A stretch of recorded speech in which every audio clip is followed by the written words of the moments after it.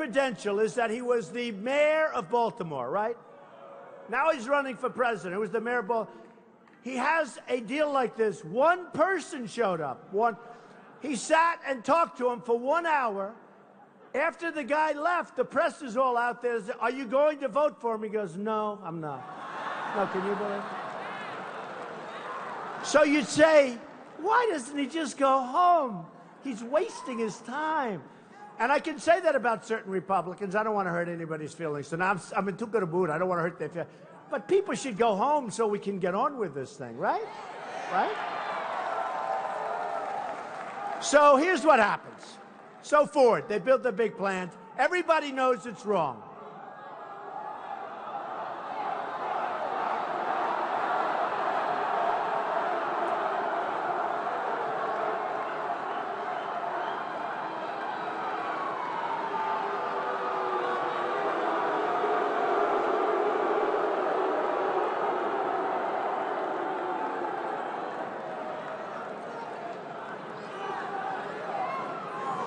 So rude, right? So rude. You know, okay, so here's what happens. 3 weeks ago, we had a really rough guy. He was swinging fists. He was doing everything. So the guards, they're not my guards. They work here, and they're the police. So they start swinging. It's a fist fight. They take the guy. They you know, it was a rough deal, right? And I was rough. I said, get him out of here. Get him out of here. And I actually said it differently. Ready? I said, get him the hell out of here. Okay. Right? So the next day, headlines, Trump was very nasty and rough, and it was disgraceful. I was killed on that thing. So the following evening, we had one guy, the whole evening, one person. And I said, because I was I was really mistreated by these people. They're the most dishonest people in the world. So we had this guy, not a good person either. And I was so nice. I said, no, don't hit him. Please be careful. Walk him out. Please, don't hit him. Be very nice. I got killed then. They said, Trump is very weak. He wasn't strong. So I can't win. I can't win. Oh, I tell you what, I like the old days better. I like the old days better, okay? I used to love those old football coaches. They would be rough. You know, like the players can't take it, right? I loved Vince Lombardi. Did we love Vince Lombardi? There was no games. There was no games. The old days were different. Today you have to be very, very gentle, very, very careful. And part of the problem when you're that way is it'll never end. I mean, here's a guy walking out waving to everybody. In the old days, you couldn't walk out that way. It was a very much different way. But you know what? We have to be politically correct. We're here. We love each other. It's one of those things, right? One of those things. But let me just go a step further. So the lobbyist would call me about Ford, and I'd say, no, you're taking our jobs out of Michigan. You're taking our jobs out of, whether it's here, Michigan, anywhere, I don't care. I want it in the United States. Does that make sense, right? I don't care. But Michigan's, they lose plants, and they lose them to countries, and they lose them to Mexico. And Tennessee lost a big one. It was going to Tennessee, and all of a sudden, at the last moment, they turned around, they went to Mexico. Mexico, by the way, is going to be the car capital of the world pretty soon. You better be careful, because they've taken a lot of our businesses. That's like a mini China. China is the greatest abuser of all time, okay? But Mexico is doing a very good job. They're really outsmarting us. Okay, so now they call me, and they say, Mr. President, you really have to let that happen. Everything is done. Everything is signed. And I'll say to the head of Ford, look, here's the story. Doesn't help us. We don't have any jobs. What are you going to do? You're going to make trucks, cars, and parts, and then you're going to sell them to us and perhaps others, and they're going to come across the border. You know what? No good. He'll say, Mr. President, we have to do it. And I say, no, not going to happen. And here's what I'm going to do. If you're going to build that plant, we're going to charge you 35% tax. And every 35, and I'm a free trader. By the way, they'll say, oh, Trump, he's really for close. I'm not for close. I'm for intelligent trade. We lost with trade last year with Mexico a fortune. When I say the wall is going to be built, and tonight you said it 3 times, the wall's going to be built by Mexico. You can hold me to it, folks. You can hold me to it. Now, there are lots of different ways to get them to pay, but they're paying. They're paying. They make a fortune with us. What they make is so much more money than the cost of that wall. The wall's peanuts. I'm a very good builder, I know. And it's going to be a real wall, a real wall. This is going to be a wall that works. Like Israel has a really good wall that works. Our wall's going to blow it away, believe me. It's going to blow it away. It's going to blow it away. And no politician can do it. I mean, I had one of the guys the other day, never mentioned wall, and all of a sudden, 3 days ago, he said, we're going to build a wall. He's being interviewed on Fox, actually. And he said, we're going to build a wall. I said, that's the first time he's ever said that. And my wife said to me, darling, he just said he's going to build a wall. So all of a sudden, you know the way they've come sort of full circle? Remember this, I started. And I took heat. Man, did I take heat. And remember, all of the guys running against me, they're all saying, and women, but the people running against me, they're all saying, oh, that can't be done. You can't build a wall. You can't do this. Now they're all saying, I think we're going to build a wall. Yeah, I like that. And the problem is they don't give you any credit. They don't say, you know, Trump came up many months ago and said we're going to strengthen our borders. We're going to put on Border Patrol more. We're going to get the people out. They can come back in. They have to come back in legally through a process. Let them do it. The good ones, only the good ones. We're going to get the really bad ones. You know, you got some real bad dudes. They're members of gangs in Chicago, Los Angeles. We're getting them out long before the wall will start. They're going to be out the first day we're going to start that process. And we'll get them out with the local police. You know, the local police, except they're afraid to do anything now because it's terrible. But we'll get them out because the local police know who they are, and the local police are terrific, and we're going to get them out. So I'll say to them, here's the story. I really will tell you, if you build it, you're going to have a tax. It's going to be a substantial tax, and I hope you have a lot of fun building in Mexico. I guarantee you that within 48 hours, we get a call saying, Mr. President, we've decided to build our plant in the United States, okay? I guarantee, 100%. 100%. It's a little bit like, it's all the same. You know, it's called The Art of the Deal, right? You all read The Art of the Deal. Everybody read The Art. It's a little like the Iran deal. One of the most embarrassing things our country's ever done. We have made them so powerful, so strong. And, you know, in 2009 with Hillary Clinton, when they were rioting in the streets, all they needed was a little incentive, and that whole thing would have ended, and you would have had a much different country than we have right now. Right now, we have a terror country. We just gave them $150 billion, 24-day inspection period. So if we want to inspect, they have 24 days, and before you do that, you have to go through a whole procedure, so it could be forever.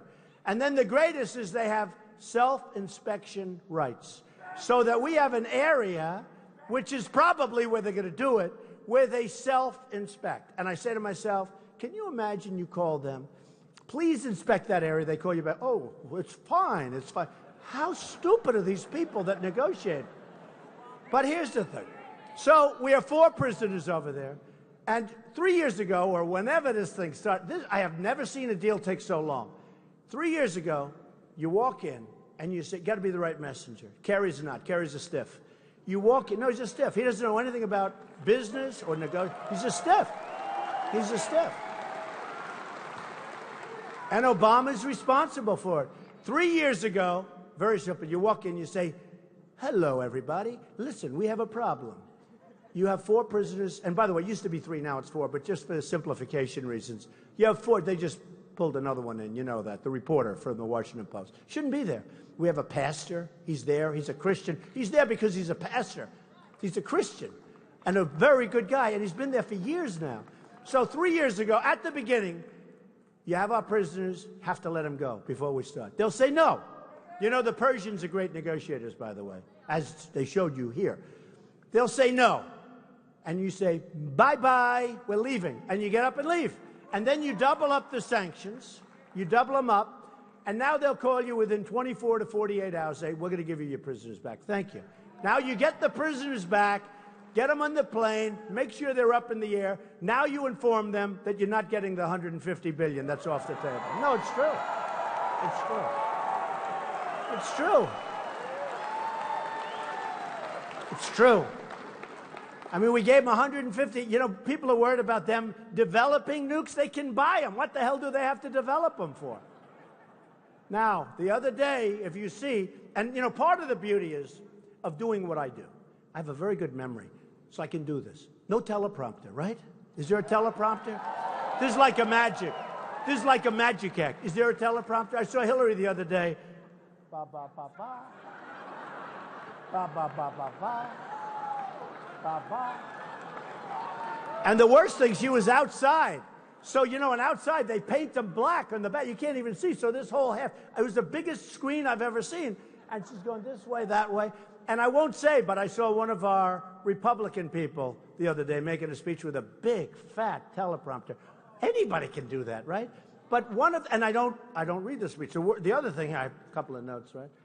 The other thing, I don't want to sit here, da, da, da, da. It's so easy. Of course, you know, after about 2 paragraphs, everyone's walking out.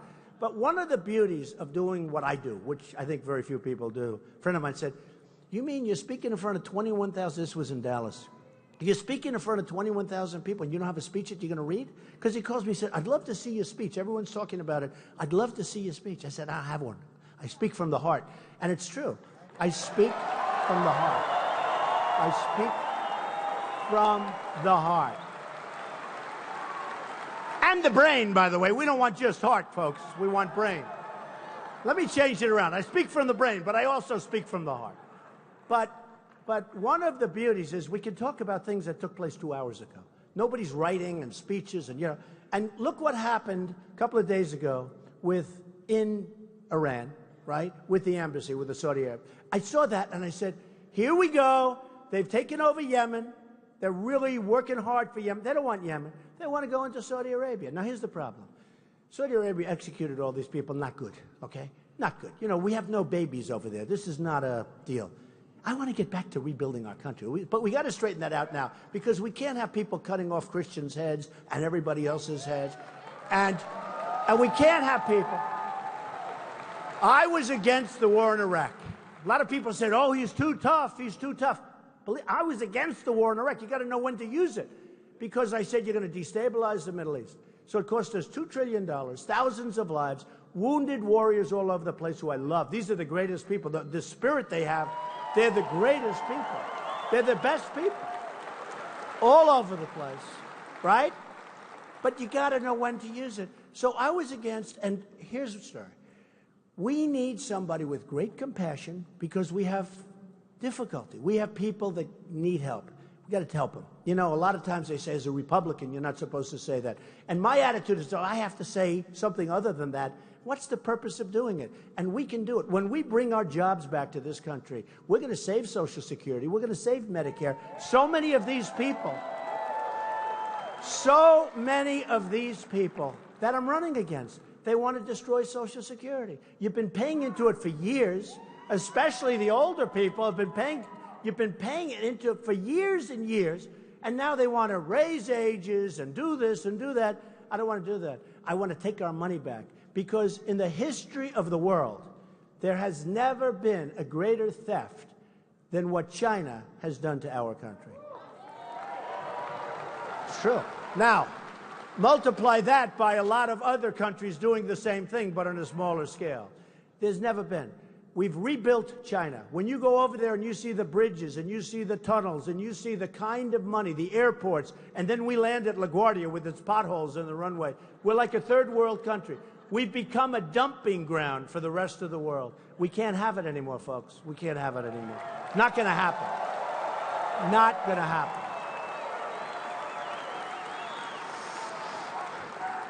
So we're going to save Social Security, and I mean in its form. We're going to save Social Security. We're going to save Medicare. We're going to get rid of this crazy Common Core, which is the most insane.